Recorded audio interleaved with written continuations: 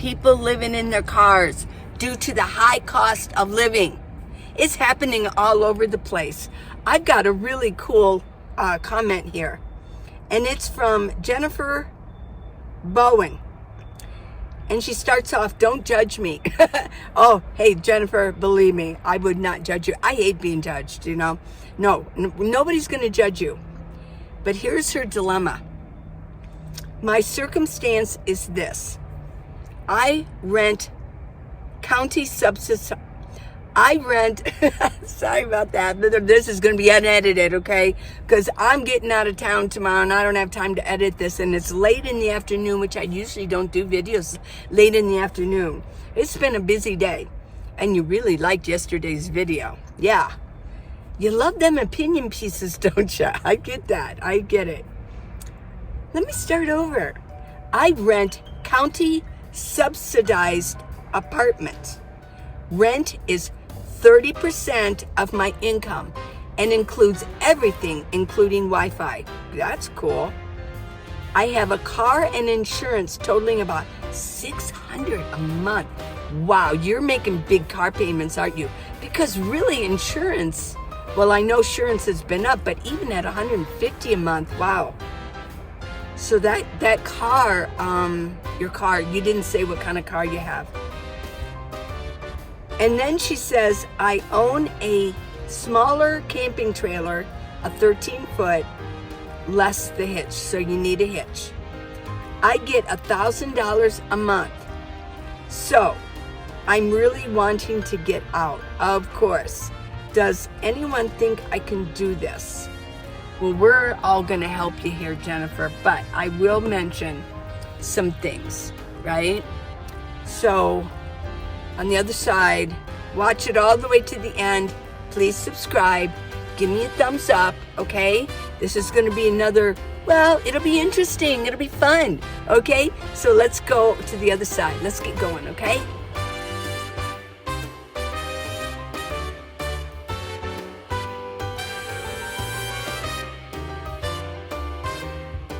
Let's get down to the nitty-gritty here, Jennifer. Okay, you say that you are paying 30% of your income.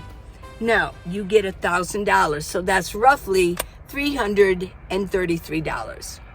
We'll just say $300. But your car payment is, and insurance is $600.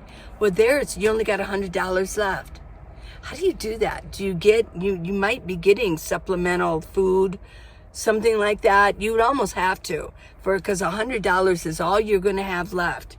I don't know what kind of car it is. It would have to be pretty good to haul a 13-foot. I don't know anything about hauling a trailer, a 13-foot. How big? Well, that's not very big, is it? 13-foot. So maybe it's just a regular SUV or something. But with those payments, I don't know. Let's see, if you don't have the rent, you're gonna save $300. But that still only leaves you $400.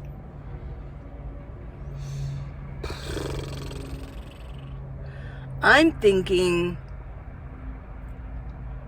why don't you stay until you actually get some of that car paid off?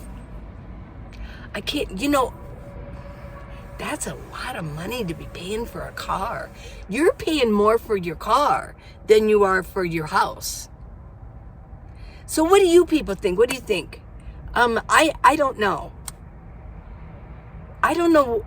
You would have to pretty much think about that yourself, but I'm giving you things to think about. You're going to need fuel, and pulling a trailer is going to take gas. Unless, here's the thing that I'm having trouble with, is that car payment's killing you. On $1,000, that car payment is really, because even at $100, that's like, I would say, okay, that'd be, if you're paying $100 for insurance, then your car is $500. But if you're $450 a month, if your insurance is like $150, I can't imagine it'd be more than that. That's a lot. That's a lot. So I don't know if you want to rethink that car thing. I don't know. I always buy my cars outright. I do. But I do know that there's a lot of people in your situation. People who are living in the cars due to the high cost of living. Oh my goodness. That's one of the reasons I'm in my minivan. Well, now I am. Now is one of the reasons I wouldn't mind getting a place and then just traveling part-time. But I can't afford it. And the waiting list for anything like a subsidized housing it's like 3-year wait. So if you want to get on a waiting list, you better hurry up and do it, everybody, and get on and then wait. But here's the thing with me is my domicile is in Ohio, and I do not want to live in subsidized housing in Ohio. So I'm good. I'm good where I'm at. This is my minivan, and I'm Minivan Lee, by the way. I have lived in my minivan for 7 years. I had one other minivan and it went kaput. You know, some of the gaskets were leaking. It was leaking oil. And then I found this one. Okay, so this is my second one, and I don't drive it as much anymore because it was really difficult switching from my old minivan to my new minivan. That was stress times 20. That was very stressful. So that's one of the reasons I don't really travel as much anymore, because I'm kind of tired of just sitting and driving anyways, and the gas.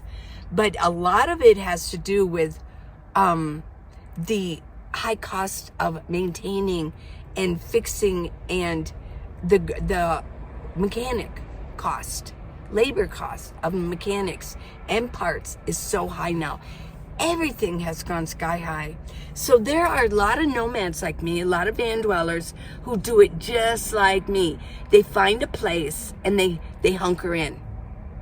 And they just live their life just like a local. They sort of, I haven't said this in a while, but I would call it urban nestling. They kind of nestle in with the locals in an urban setting. Yeah. That way they can just find places to park at night, find places to go during the day, and they have the use of shopping, Walmarts, whatever, Kroger, you know, whatever you want to use. There's gas stations there. There's gyms that you can get your shower. You can work out. That's what I do. And and I stay fit that way too. I like to use the gyms. But when I first started out, if you're new to me, when I first started out, I did it because I wanted to do it. My rent was only $500 when I left 7 years ago in Tucson, Arizona. But my daughter and my son-in-law and their little 2-year-old lived right beside me. And when they left, he got transferred. My son-in-law got transferred. When they left, it was really hard. I was like so bored there, and I got really tired of my landlord. The roof started leaking. They didn't want to fix things. It was a really nice house. I was there for 15 years, but they started not really caring, and the roof was becoming an issue. So I thought, I've been preparing for this. I've been watching. I've been learning on YouTube, and I'm ready to do this. And in 1 month, I gave him notice, and in 1 month, I was out of there. I lived 2 months in Tucson. I got used to being in my normal city while I was learning to live in my minivan. And I always suggest that, especially in my book, How to Live in a Minivan, the Minivan Leeway. I suggest that in the book. I've got list upon list upon list on how to live in a minivan or an SUV or a ProMaster, how to live in your vehicle, your car, whatever. And it's comprehensive. I think it's the best on the market because it's so comprehensive. It gets you started from A to Z and then beyond, living on the road. But what I did is I stayed in Tucson for 2 months, and I got used to living in my van because I knew my city. And I suggest that for most people is when you first get into your vehicle, live in your city and get used to it. Because you know where things are. You know where the Walmarts are. You know where everything is, because I guarantee you're going to have to be buying things as you go. Also, don't buy a whole bunch of stuff right off the bat, okay?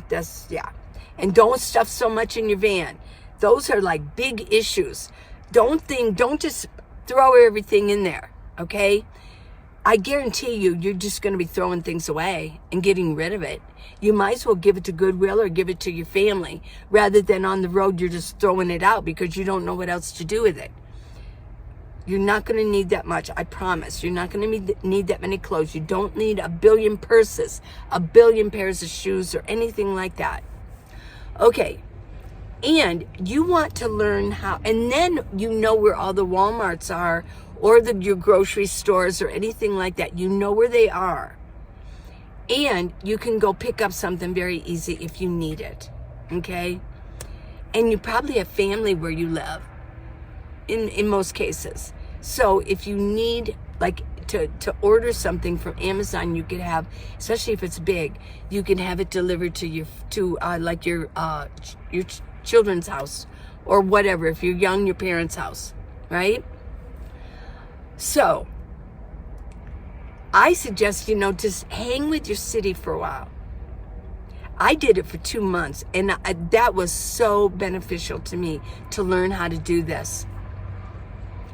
I will tell you on another note that there are so many people in this town here who I'm in higher elevation that are in here this town so that they can have higher elevation during the summer. It's still really hot here, but it's better than so many other places, most other places.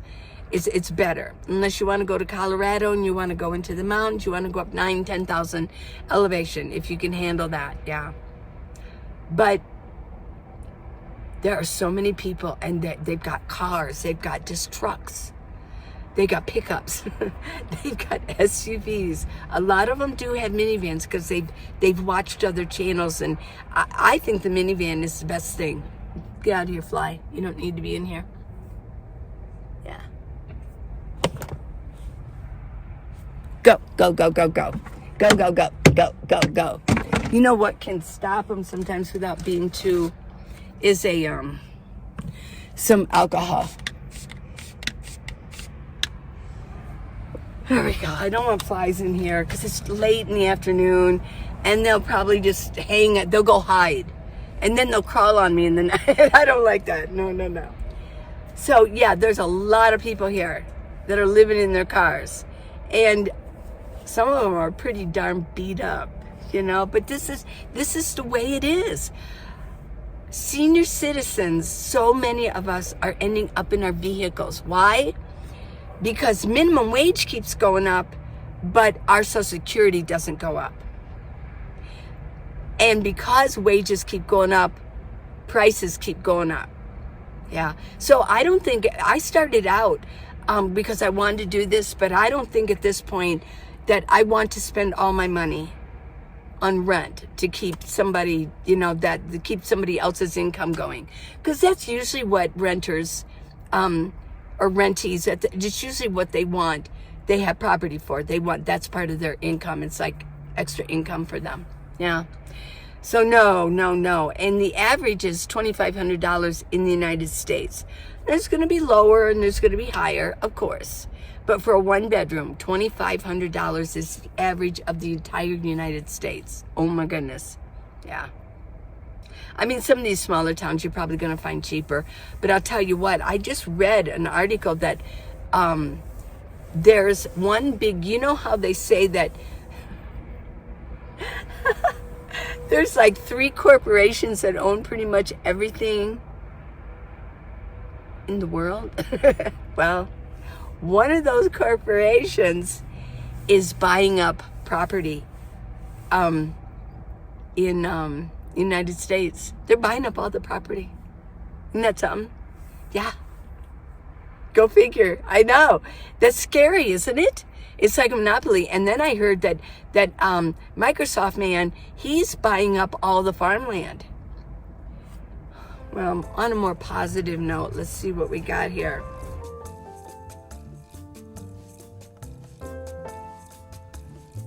Yeah. Okay, question. Can a nomad, so Jennifer, think about those things, okay? Can a nomad, this is from Disabled Dan. Okay, Disabled Dan Prep. Can a nomad also be a prepper? And to what extent can the nomad be a prepper? And what's your perspective on that? I don't think he can be a very good prepper, and here's why.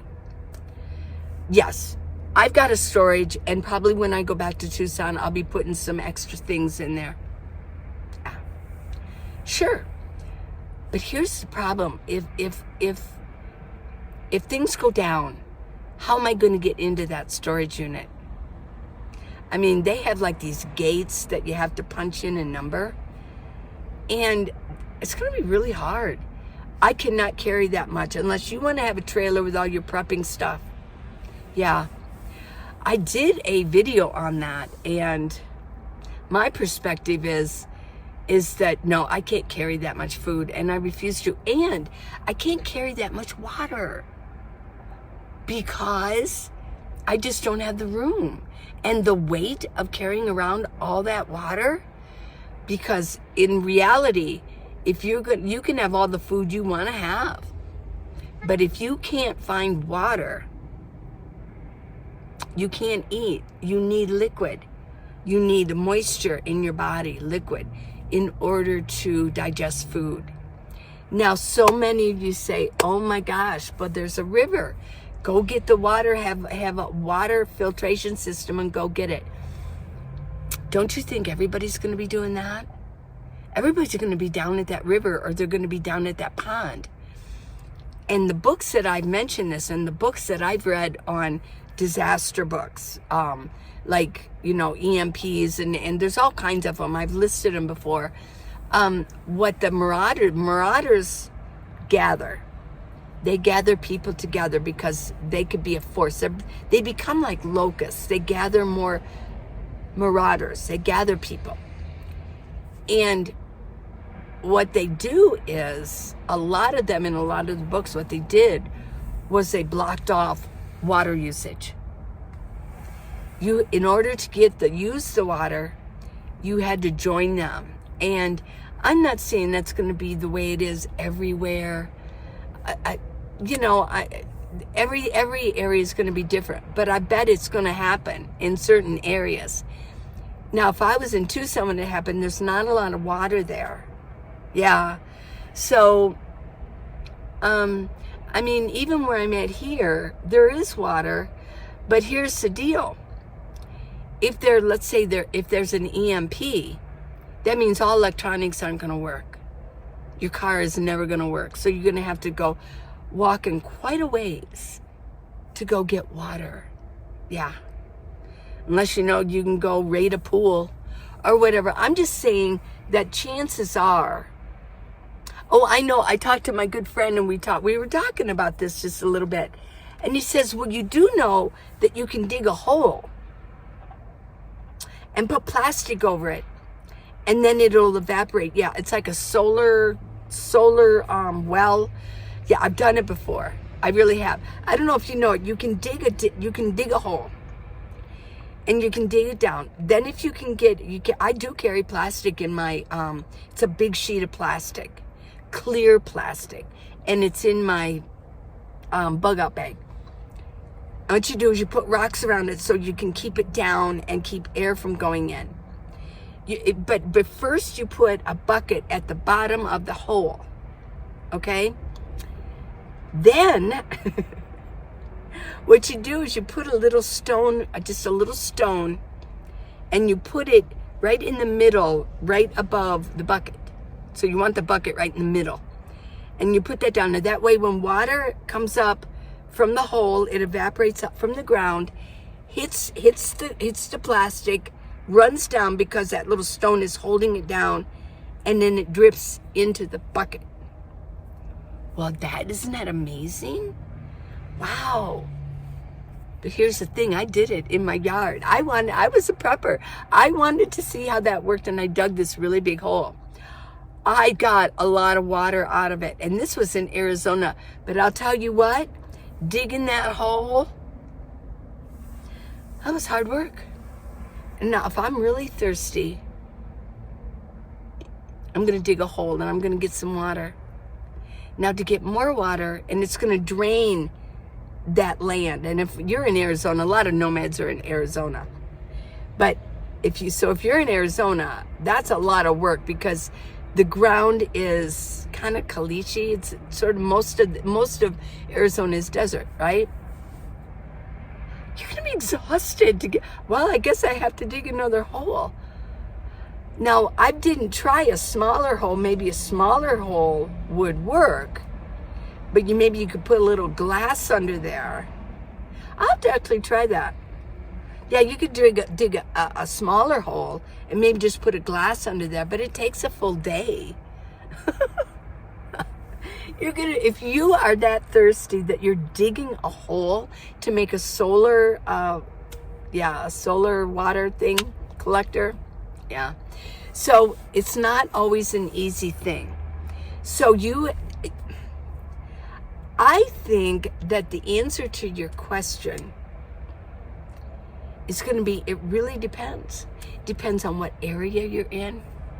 Depends on whether you're in the city or out boondocking.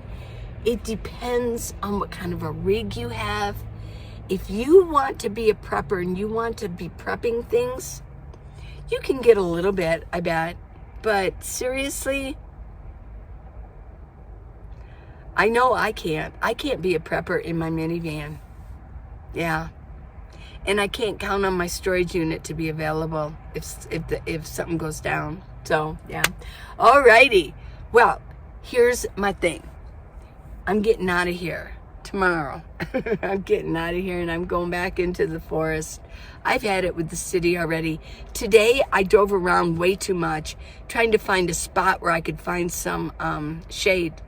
They were either all taken. Here's one of my problems is at a couple of places that have solar panels I can park under, there are cigarette smokers. And sometimes a nomad, in fact, I'm going to say a lot of nomads smoke cigarettes, or they do the vaping. And if I've got my fan going and my windows are open, it's just drawing it right in, and then I get nauseous, I get sick. I can't even look at a cigarette. I was sitting at a picnic table the other day at one of the parks, and somebody came by and started to talk to me with a cigarette, and I said, "Oh, please, you can't stand here. Don't." I actually got up and sort of walked way over here. I said I can't, because one inhale of it, and I'm dizzy. I must be allergic to it. Yeah, probably. So no, I can't be around it, and a lot. So what I have to do is I have to move. I just have to drive away and move. So I'm getting out of here. So you'll see my next video, you'll have a little bit different backdrop, okay? I'll try to get you some good footage. Okay, you guys have a really good day. You have a good day. I'm going to do this as least edited as possible because I want to get it up and get it going before I leave, okay? I love you guys, and thanks for watching. Thanks for watching any day, especially right now. And thank you for watching yesterday's video. A lot was explained yesterday, so if you didn't see it, go watch it. Yeah, it explains where my future is with all of this. And I still like to do it, but there's been so many changes that, yeah. You're going to hear a lot of opinion pieces. I'm just going to be giving my opinion, okay? But I'll still be teaching you how to live in your van because I think that is necessary, especially now. I love you guys. Mwah. Bye.